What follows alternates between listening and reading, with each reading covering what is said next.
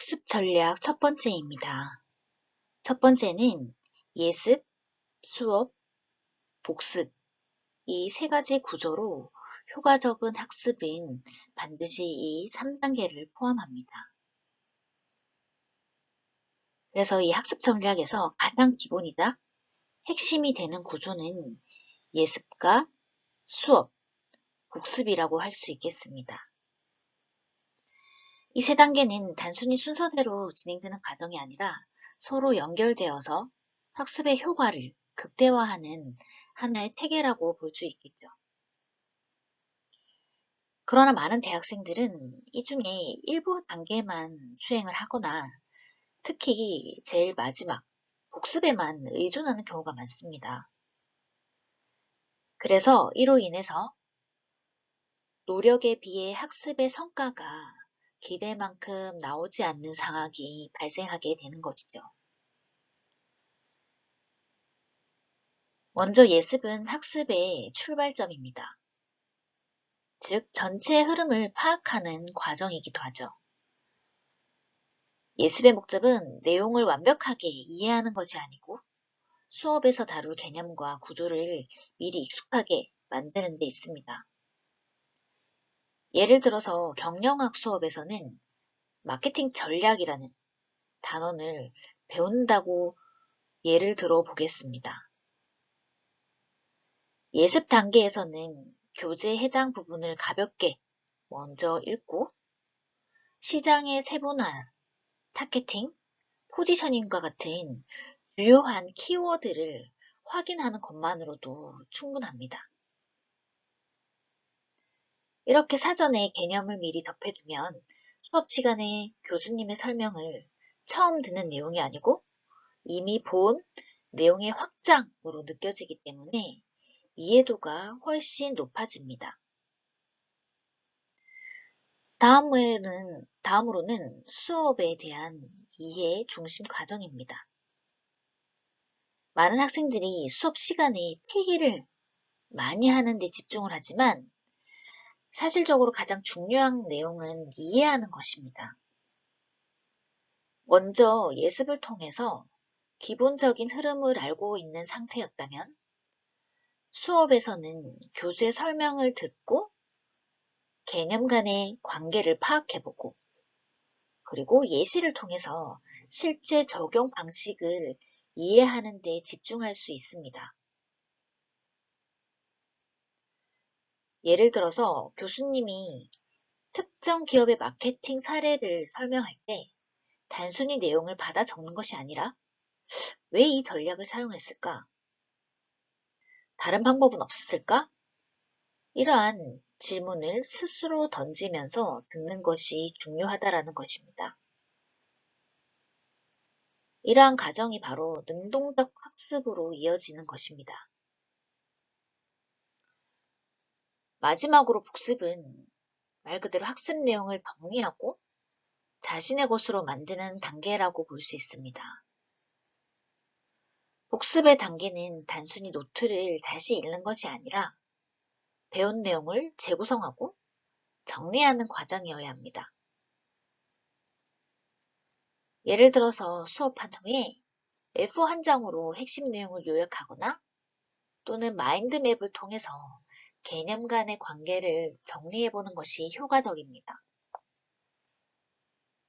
아니면 친구에게 설명하듯이 내용을 말해보는 것도 좋은 방법이 되겠죠. 이러한 과정에서 이해가 부족한 부분이 자연스럽게 드러나고 그 부분을 다시 보완할 수 있기 때문입니다. 자료를 반복해서 읽거나 암기하는 데 집중하지만 예습과 수업 단계에서 충분한 이해가 이루어지지 않았기 때문에 학습의 깊이가 깊지 않을 수밖에 없습니다.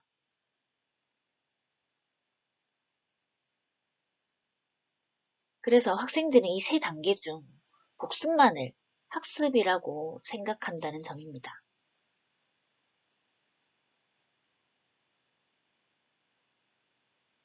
예습과 수업 단계에서 충분한 이해가 이루어지지 않았으면 학습의 깊이가 얕을 수밖에 없고, 처음 보는 개념을 시험 직전에 외우려고 한다면 시간이 오래 걸리고 또한 쉽게 잊어버리기 쉽습니다.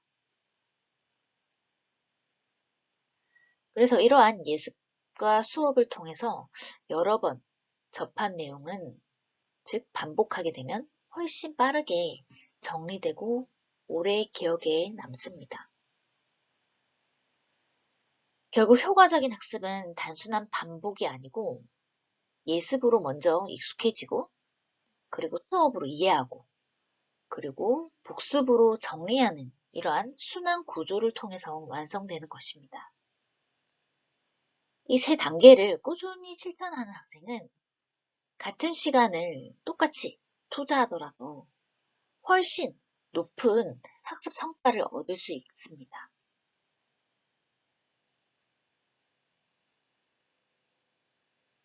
이렇게 했는데도 성적이 오르지 않는다면 공부 시간보다 먼저 학습의 방식이나, 즉, 이 3단계 구조가 제대로 이루어지고 있는지를 한번 점검해 보는 것이 필요하겠습니다.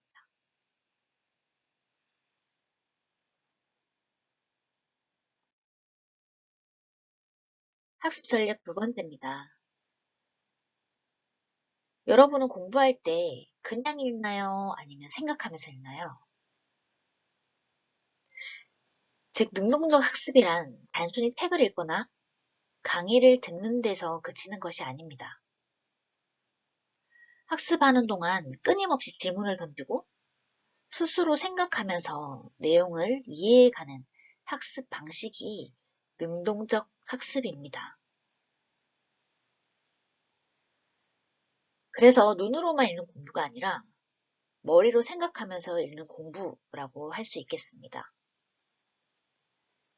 많은 학생들이 공부할 때 교재를 여러 번 읽거나 밑줄을 치는 데 집중을 하지만 이런 방식으로는 깊이 있는 이해를 하기가 어렵습니다.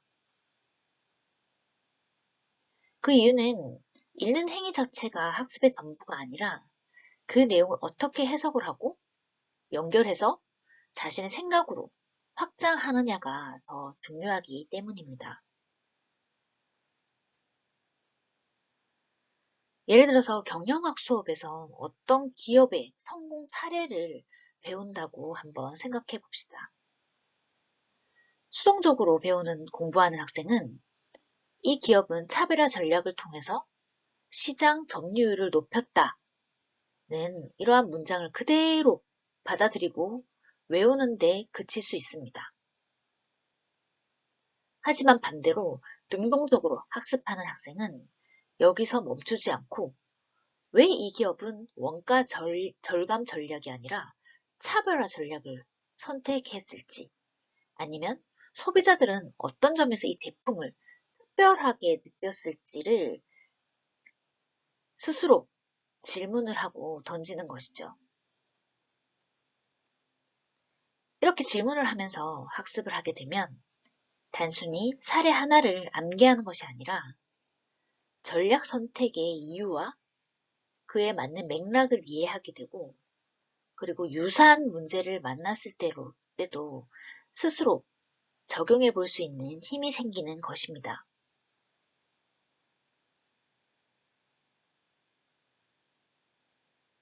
그래서 능동적 학습은 인문사회 계열 수업에서도 매우 중요합니다. 예를 들어서 문화 관련 강의에서 축제는 지역 정체성을 강화하는 역할을 한다 라는 내용을 배웠다고 해봅시다. 단순하게 이 문장을 외우는 것은 수동적 학습에 가깝다라고 얘기를 했었죠. 그러나 이것을 능동적 학습으로 바꾸자면 학생은 이렇게 생각해야 되겠죠. 왜 축제가 지역 정체성을 강화한다고 볼 수 있을까? 모든 축제가 그런 역할을 할까? 관광객 중심으로 변한 축제는 오히려 지역 정체성을 약화시킬 수도 있지 않을까? 와 같은 질문을 떠올려 보는 것이죠. 이러한 과정에서 학생은 단순히 교수의 설명을 받아들이는 것이 아니라 내용을 비판적으로 이해하고 자신의 시각으로 재구성하게 되는 것입니다. 바로 이런 점에서 능동적 학습은 사고력을 키우는 데 큰 도움이 되는 것입니다.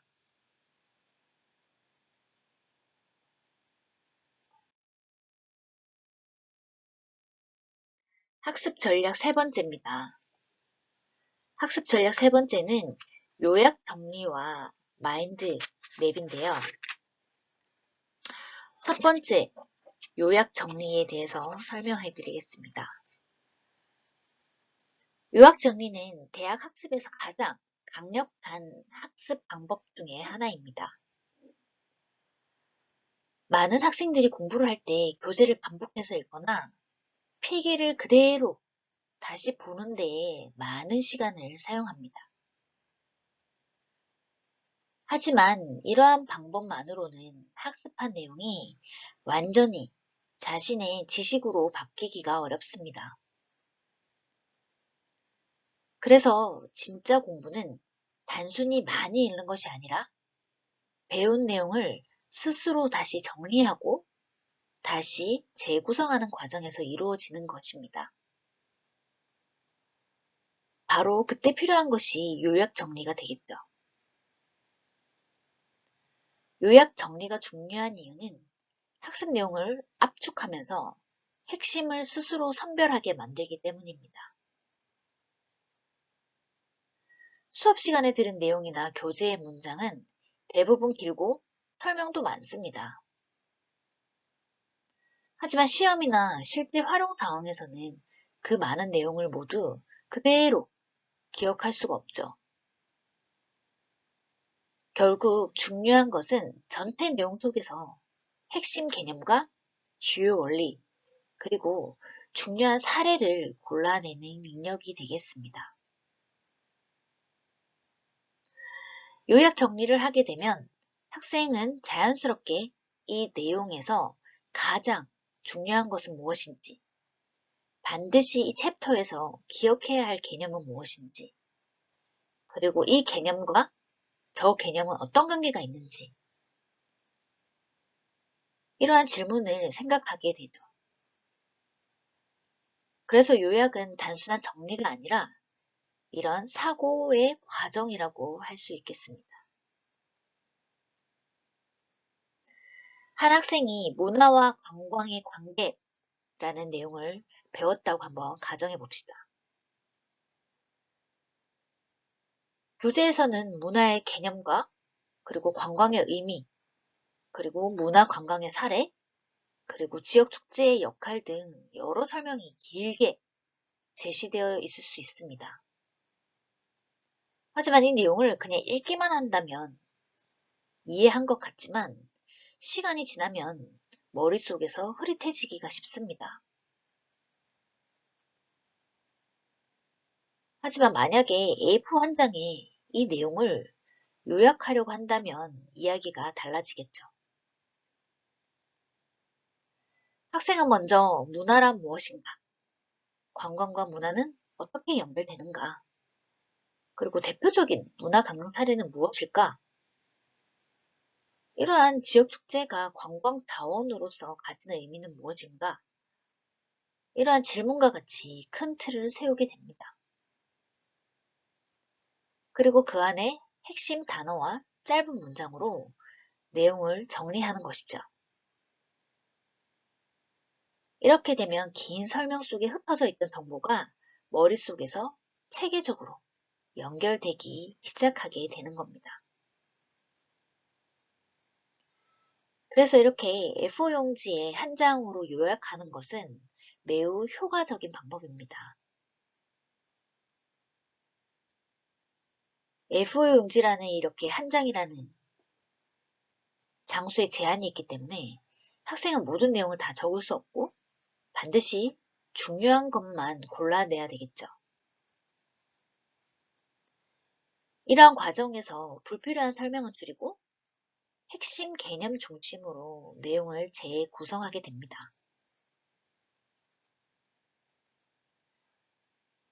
두 번째는 마인드맵입니다.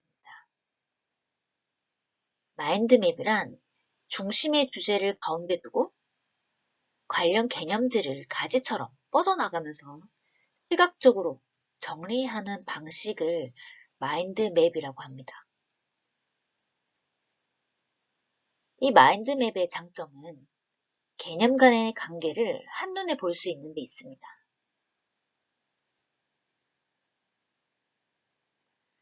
예를 들어서 대학생활이라는 주제를 가운데 쓰고 그 아래에 학습 전략, 그리고 시간 관리, 대인관계, 교수와의 소통, 정서 관리, 이러한 키워드를 가지처럼 연결하게 되면 단순히 항목을 나열하는 것보다 전체 구조를 훨씬 쉽게 이해할 수가 있습니다.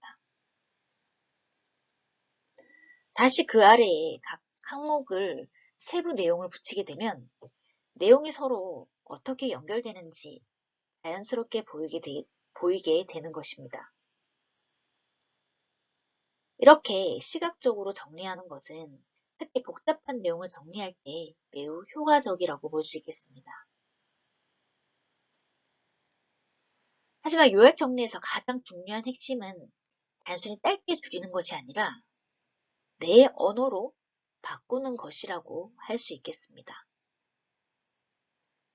많은 학생들이 요약을 한다고 하면 교재 문장을 그대로 옮겨 적는 경우가 많습니다.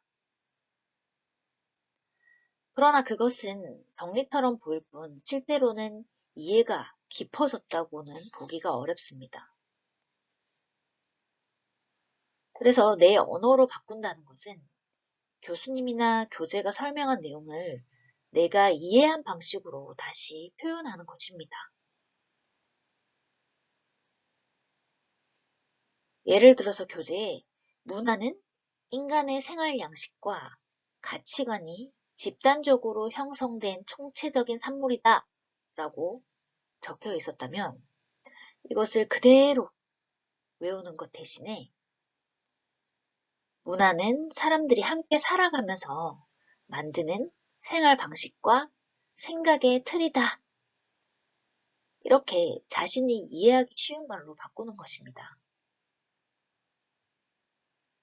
이렇게 표현할 수 있다는 것은 그 내용을 어느 정도 이해했다는 뜻이 되겠죠. 이렇게 내 언어로 바꾸는 과정은 오랜 기억에 남는 데도 큰 도움이 됩니다. 즉, 장기 기억에도 큰 도움이 된다는 것이죠. 남이 만든 문장은 시험이 끝나면 쉽게 잊혀지지만 내가 만든 문장은 내 장기 기억에도 큰 도움이 될 수 있습니다. 그리고 훨씬 오래 남습니다. 친구에게 설명하듯이 풀어 쓰거나 쉬운 말로 다시 바꾸는 과정에서 학습 내용이 더 단단하게 내 머릿속에 자리 잡는 것입니다. 또 한 가지 예를 들어볼까요? 팀플의 중요성을 정리할 때 협업 능력은 공동의 목표를 달성하기 위한 핵심 역량이다 라고 그대로 적기보다는 팀플은 혼자 잘하는 것보다 함께 역할을 나누고 책임을 다하는 힘이 중요하다 라고 바꾸어 적으면 훨씬 이해하기 쉽고 기억에도 남기 쉽습니다. 그래서 결국 요약 정리는 단순히 시험을 위한 기술이 아니라 배운 내용을 자기 것으로 만드는 과정이 되겠습니다.